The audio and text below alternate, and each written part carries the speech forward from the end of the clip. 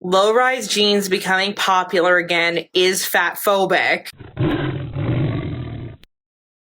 Somebody is gonna be like, No, Aubrey, low-rise jeans are not fat-phobic. Anybody can wear low-rise jeans. That's what you sound like if you say that. Whoa, women.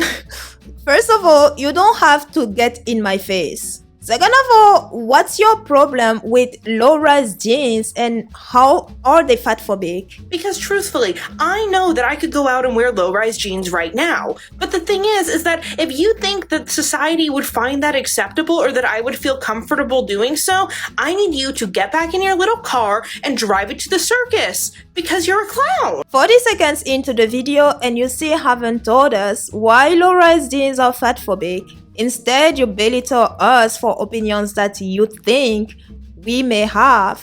And I know I'm right, because I follow all the little plus-size fashion girlies and none of them are rocking the low-rise jeans. So, low-rise jeans are fatphobic because fat girl can't rock them? As we know! And obviously I'm not saying that no one can wear low-rise jeans. If you want to wear low-rise jeans, wear low-rise jeans. But you can't deny that they've become popularized again because of one specific body type that is incredibly thin. I am yet to hear a valid reason as to why low-rise jeans are fatphobic, honestly. You can say that anyone can wear them if they want to, and in the same breath be mad that low-rise jeans don't look the same on everybody who wears them. First of all, anyone can wear anything they want as long as they're comfortable wearing it. Fashion trends are not designed to look flattering on every single person, and not every thin individual looks flattering in all fashion trends. No one prevents you from wearing low-rise jeans, and if you do and don't like the way you look in them, ask yourself why, and if it's something that you can do something about, then do it or don't wear low-rise jeans at all. Another thing that you can do is learn to like the way you look in low-rise jeans if you absolutely want to wear them no matter what. And stop being mad that others rock those jeans better than you do. I highly discourage people from posting before and after photos. No, regardless of where this sentence is headed, just know. Whether it's in the domain of weight loss, weight gain, or if they're trying to make a statement about how their body did or didn't change in some way. People post whatever they want when they want and for whatever reason they want. They're posting on their pages and their pages are not your safe space. If you don't like what they post, unfollow them. But you can't regulate their posts because those posts hurt your feelings. If what people do on the internet hurt your feelings in any way, maybe the internet is not a place where you should be in the first place. When you post before and after pictures of weight loss, that can be incredibly troubling for people who suffer from eating disorders or other kinds of body dysmorphic issues. What I just said also applies to people suffering from those issues mentioned. It's your own responsibility to avoid your triggers, not anyone else. If someone gets triggered by, say, spiders, they're expected to avoid spiders, not go to a pet store or a zoo with spiders on display and demand those places remove the spiders because they're afraid of or don't like spiders. How ridiculous and ludicrous that will sound. It also implies that you were less of a worthy person in your before photo, which is incredibly insulting to people who look like your before photo. You're the only one thinking that. Plus, someone saying they look a certain way in XYZ body size says nothing about people in those body sizes. It's their perception of themselves and their own relationship with themselves, which they're entitled to. It is their prerogative to feel ugly in a fat or thin body. It doesn't mean that fat or thin people are ugly, and they're definitely not saying so. On the body positive side of things, when people post before and after pictures of how they looked when they had an eating disorder versus when they gained weight, you're doing the exact same thing. Whoa, lady, be careful here with words. Just because someone is thin doesn't mean they have an eating disorder, and someone who was emaciated because of an eating disorder and gained weight, say to be in an healthier weight range, and goes ahead to post their before and after pictures, says nothing about people who are thin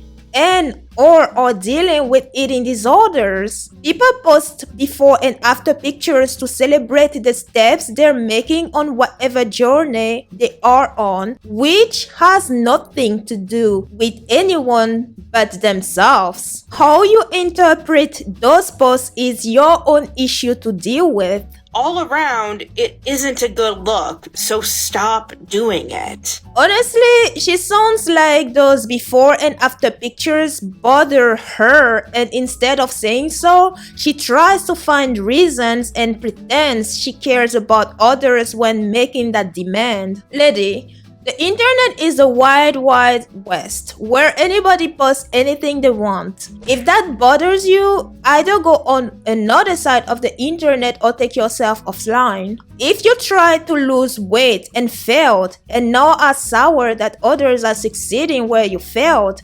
then you need to address that issue you have instead of trying to control what others do on their own pages. In Africa, there's a sentence for situations like this one. It doesn't translate well in English, or at least I can't translate it well in English, but it goes like this. Je porte mon pantalon et c'est toi que ça sert. Translating to, how come I wear my jeans and you're the one crying that they're too tight? In short, it means mind your damn business. If your intent is just to show that you're happier now, just show that you're happier now. Isn't that what they're showing in the before and after pictures? That they're happier in the after pictures than they were in the before pictures? This woman has eggs, wants an omelette, but doesn't want to break the eggs to make the omelette. How are you going to make an omelette without breaking eggs?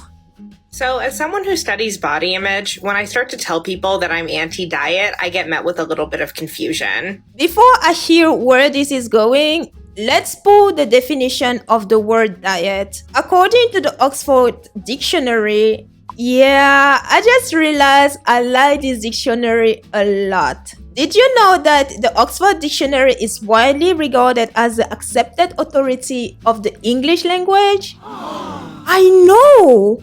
I looked it up while scripting this video. Amazing, right? Anyways, the primary definition of a diet according to the Oxford Dictionary is the food and drink that you eat and drink regularly. So, next time fat acceptance tell you diets don't work, tell them they do and they're proof of it, as they're on a shitty one. Okay, now that we know what a diet is, let's come back to this lady and why she's anti-diet. I just want to talk about what being anti-diet means to me. I classify a diet as any kind of fad diet. I'm obviously not talking about people with food allergies or people who have to have like medical restrictions, and I think most people who are anti-diet feel the same way about that. Okay, she's referring to the second definition of a diet. Again, according to the Oxford Dictionary, a diet is a limited variety or amount of food that you eat for medical reasons or because you want to lose weight.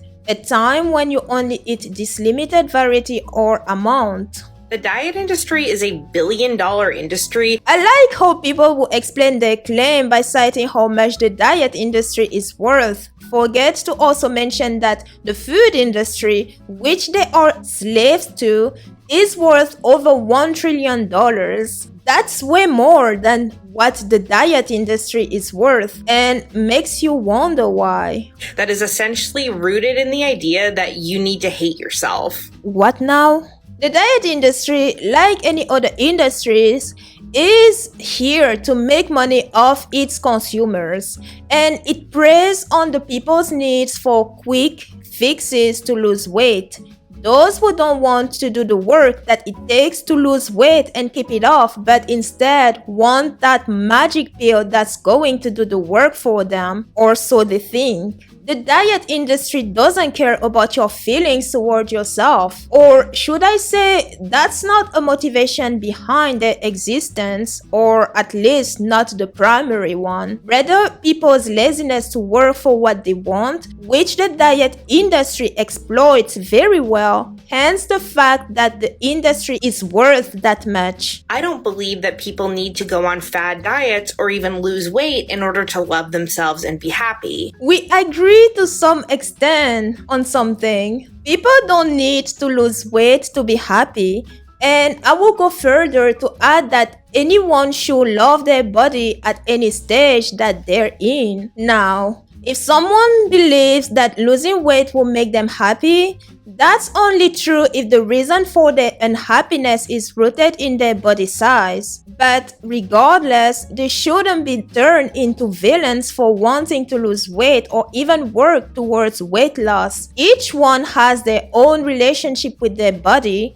and no one should be forced to remain obese just because them losing weight is one less person looking like you. Weight loss has a lot of advantages. It reduces your risk for major illnesses like heart disease. It lowers your blood pressure and triglycerides levels. It improves your mood and boosts your self-esteem and confidence. It improves your mobility and reduces pain, just to name a few. So, even though you don't need to lose weight in order to be happy, losing weight if you're overweight or even obese or morbidly obese will make you happier. What's happiness to you anyways? To me, happiness is a lot of things. Walking without your knees and ankles hurting because of the weight they have to support is happiness. Climbing a flight of stairs without getting winded is happiness. Living with no pain in your body is happiness. Being so confident in your body that you can wear anything without caring what others think or say is happiness. Living life without relying on medications is happiness. What does happiness mean to you? And that's why I'm anti-diet. In short, she's anti-diet because she doesn't want people to lose weight. Control freak much? I know that there are some people who will say, well, I lost X amount of weight and I feel so much better. Everyone else would feel better if they lost weight too. And I just want to say that your experience is valid, but I also encourage you to consider what actually made you feel better about losing weight. Here we go. Fasten your seatbelt. Did you feel better because you established certain routines that you didn't have before? Did you develop a healthier relationship with diet and exercise? Did you feel better because people just started treating you nicer when you lost weight? Okay.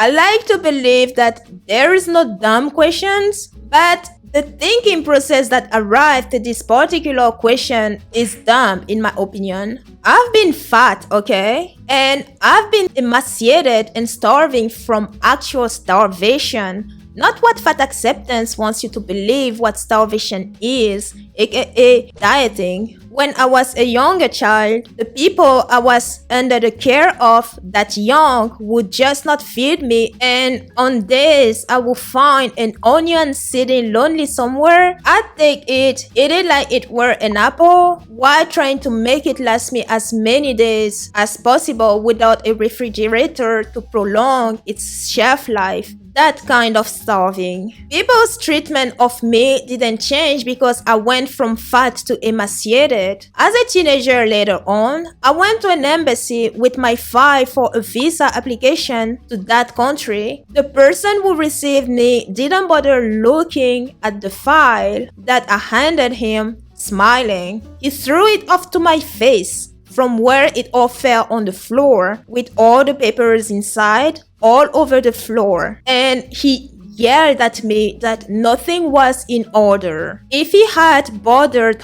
opening it and going through it, he would have seen that everything was there in the right order. I was thin at that time. I got on the bus one day from school going home. At a stop on the way, some teenagers that I didn't know and never interacted with threw food at me. They yelled at me, "Go back to your country," before they exited the bus laughing. I was thin at that time. Oh, and during the same time that I was starving with only my skin covering my bones, for punishment, I was caged like an animal and left under the midday sun in that cage. In the heat of the days, with not even water. Yes, I was thin in that time. So, just because you're thin doesn't mean that people are going to respect you or treat you with decency. Your being thin or fat doesn't mean shit to others. Lose the damn weight or swallow your idiotic judgment of people who succeed at weight loss, an achievement that you clearly failed to reach, and now you're sour and jealous at those bettering their health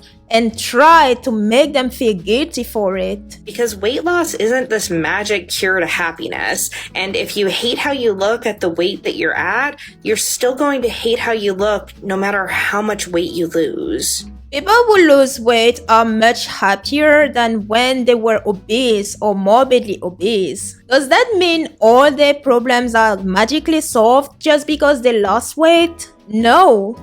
But it means they get to live life with lesser pain than they did when they carried more fat in their bodies. They get to be taken off a lot of medications, which was in a way killing them slowly too, while alleviating the illnesses that they had because of obesity. They're more mobile and no longer need help to wipe their butts or shower. For those that don't have any disabilities that make them reliant on help from others. For those who have children and or nephews and nieces, they get to play with those precious little ones without being winded every 2 seconds. And the list goes on. So, yes. People who lose weight tend to be happier than before they lost the weight. Your body has never been the problem, and if you want to feel better about how you look, you need to change your body image. Woman,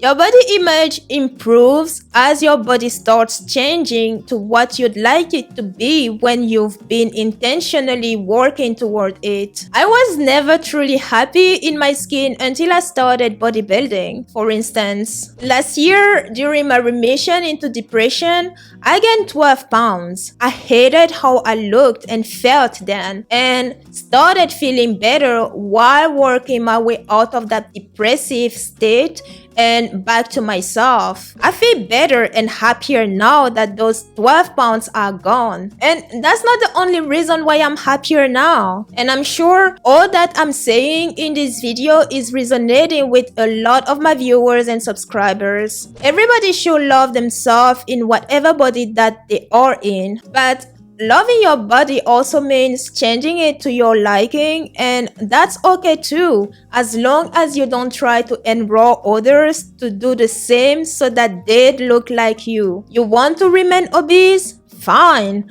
But don't tell people that being obese is healthy because it is not. You want to undergo aesthetic surgery?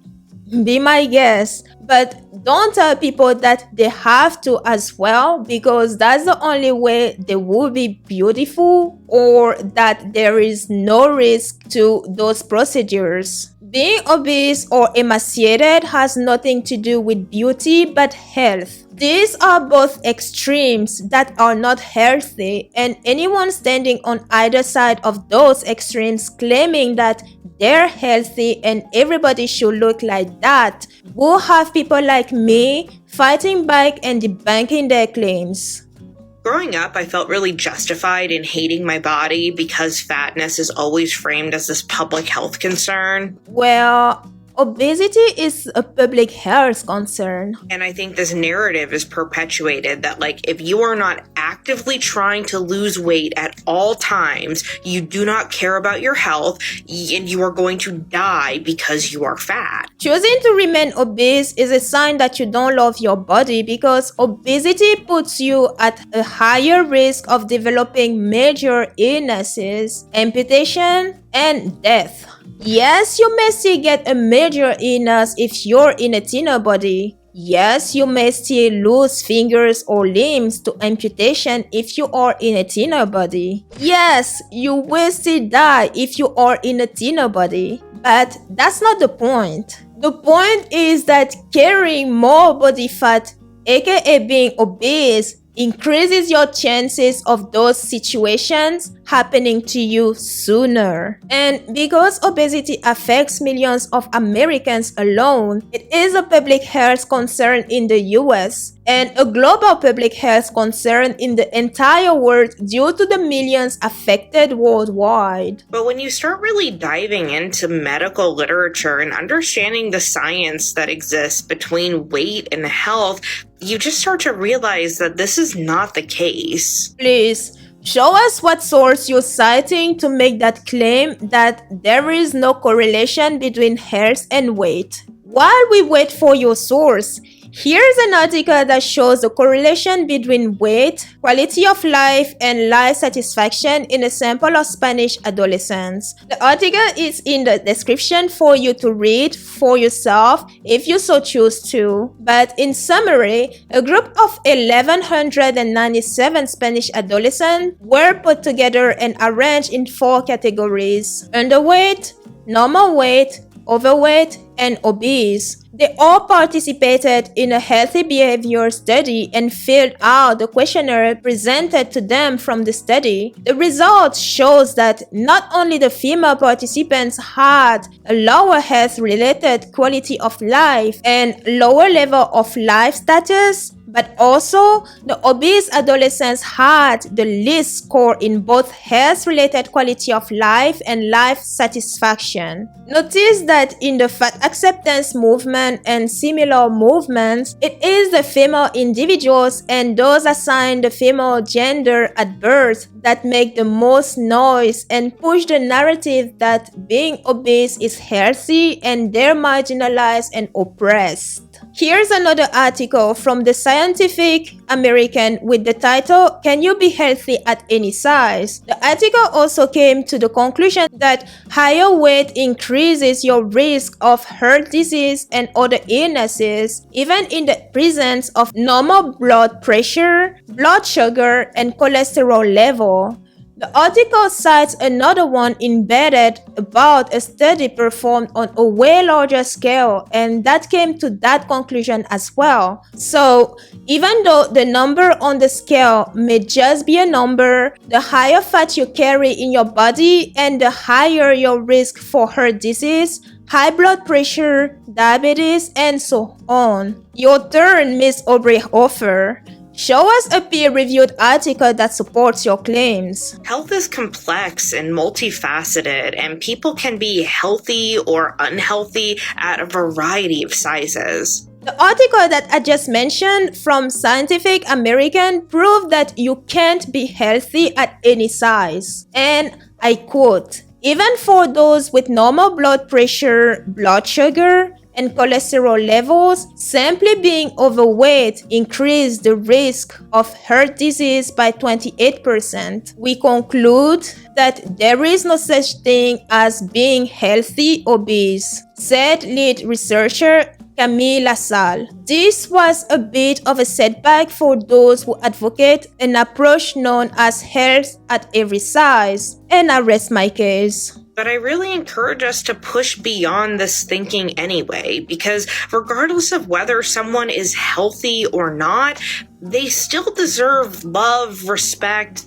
basic dignity. No one is saying that obese individuals don't deserve respect or dignity. And as far as respect is concerned, no one is entitled to it, for respect is a two-way street. You can't be obese and demand respect when you yourself don't respect people who don't look like you, aka thin people or thin women, just because they refuse to be obese. Yet people believe that fat people don't deserve this because of their bodies. Projection. The way you think about other people's judgment of obese individual is a reflection of the way you feel about yourself and possibly other obese individuals. That's your internal, what you call it again? Fat phobia. Yes, that's your own fat phobia talking to you, and I would highly suggest that you seek professional help to correct your own self and body image and acceptance and love of self. I have seen people get incredibly angry when they see a body like this on the cover of a magazine. They get very angry because they say that a body like this is perpetuating an unhealthy standard for what bodies should look like. A human body that is carrying a lot of fat is not healthy. And the same is true for a body that carries way too less to barely any fat at all. Yes, that includes bodybuilders who compete at their peak seasons, and they will not tell you otherwise. Yet I have never seen any outrage like that when a body like this is on the cover of a magazine. Despite the fact that there is almost no truly healthy way to have a body like this. Whoa, slow down. Where did you pull that from? I don't know the person on that cover, but just looking at his body, I, as a personal trainer and nutrition coach, I'm willing to bet with you that this type of body is achievable naturally. And I've gotten my male clients there and further naturally. How? With proper nutrition from whole foods, a proper exercise regimen, and accountability services through which they will also get proper rest and sleep. You should try it. It's all natural and safe, but it requires you to actually do the work. And that most people who look like this are taking muscle enhancers. Miss, that's a natural body. If you can't even tell when a body uses muscle enhancers, then you shouldn't be talking on the matter because you're making yourself sound and look dumb. But explain something to me. You probably cry when people fat shame you, right? Yet you just fit shame this gentleman's body and reduce his effort to achieve his physique to nothing by claiming that he only looks the way he does because he's using muscle enhancers. How hypocritical. Would that be you respecting him? If he were to disrespect you in return, will you try to hang him? Or would you acknowledge that it's only fair as you would have shown no respect to him in the first place and therefore not earn any respect from him? Think about it. Every time you point the finger at someone, there are at least 3 from your own hand pointing at you.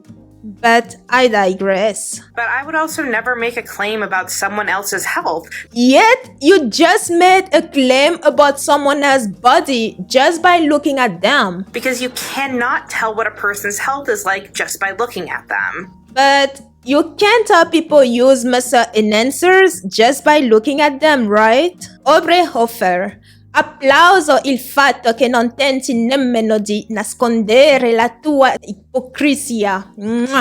Which translates to, I applaud the fact that you don't even attempt to hide your hypocrisy. In a lot of cases, you can look at people and tell they're not healthy. Bodybuilders at their peak seasons are not healthy. Obese individuals are not healthy. Emaciated individuals are not healthy. People in healthy weight range who are alcoholic or smoke are not healthy, and so on. So, no, it's not that people are targeting obese individuals or harassing you, or, as you and your peers love to say in the fat acceptance community, whenever smart individuals counter your claims with science-based evidence. You're not able to look at me and tell me how my kidneys, liver, or lungs are functioning. Yes, I can. and I can hear them cry for help while you're trying to silence them. Your organs, because of your weight and the amount of fat that you have around them, are working way harder than they should be just to maintain you alive. And you keep pushing their limit further until they reach the point of no return. Hopefully you will wake up and will start caring for them better before they reach that point. And physical health is only one aspect of health.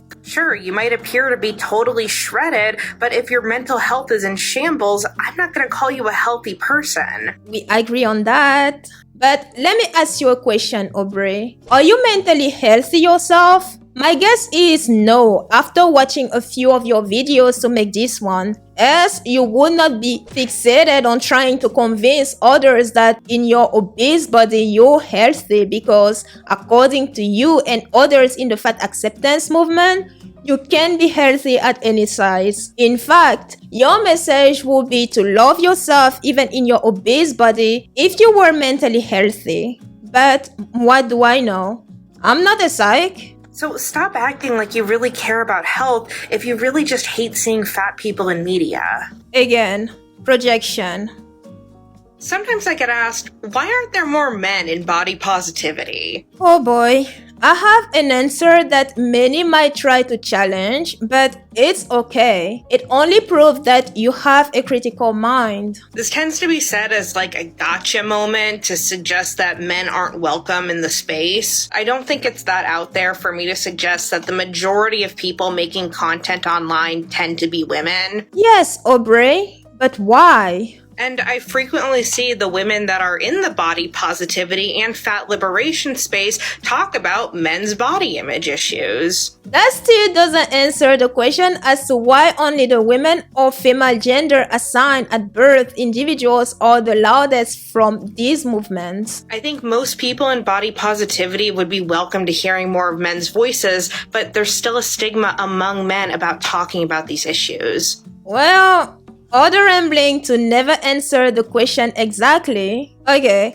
I'm going to tell you what I think, and it is a summary of an upcoming video currently in the making, Machiavellianism. That's why only women and those assigned the female gender at birth are the loudest and only ones making their voices heard in fat acceptance and similar movement. Machiavellianism is a personality trait that defines an individual as manipulative, deceitful, is prone to lying, and would do all that it takes to push their narrative or achieve their goals without any regard for others. Women have always been seen as the weaker gender, and if you look at politics for instance, women are still told what to do with their own bodies. Now, this is by no means to be political on this channel, and as a matter of fact, I hate liars and politics is full of them. But my point is, when you've been at a disadvantage for what looks like forever, at some point you'd want the tables to turn and power to finally fall into your hands. Everybody wants power to a certain extent, and women are not different. And once given a taste of it, some always somehow manage to misuse it because power in the wrong hands is dangerous and will ruin everything. That is by no means to say that all women are useless with power in their hands, just that many who have never had a taste of it don't know what to do with it once they have it. But acceptance, even though born from the need for acceptance and validation of a white cis man's fetishism fetishes, the movement had potential to be something very positive, advocating for women if the women in that movement had made a better use of it. Today, the movement is a laughingstock. Body positive got ruined after fat acceptance invaded it. Also, suddenly, many women in the fat acceptance movement are also queer, gender neutral, gender fluid, and promote or even infiltrate marginalized groups such as the LGBTQ, Black Lives Matters, even the disabled, and so on, for the main purpose of pushing their own agendas, tarnishing all those groups and what they stand for because of those women's own agendas which revolve around power for themselves. Ladies and gentlemen, that's Machiavellianism. And the reason why only women make noise in the fat acceptance movement and similar movements. I've said it a few times now, but I've been preparing an entire video on that subject alone, so stay tuned for it if you're interested to hear more. Thanks for watching, Beasties. Train mean.